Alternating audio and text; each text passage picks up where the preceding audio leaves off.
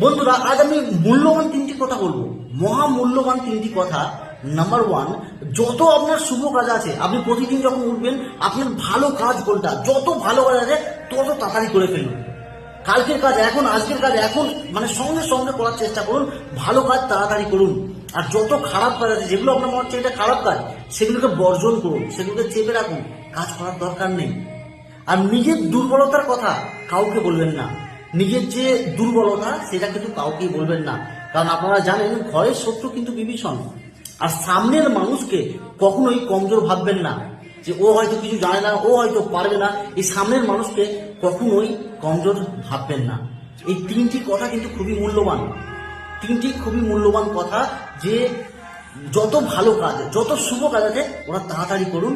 আর সামনের মানুষকে কখনোই কমজোর ভাববেন না, আর নিজের দুর্বলতার কথা কাউকে বলবেন না। এই তিনটি মহামূল্য।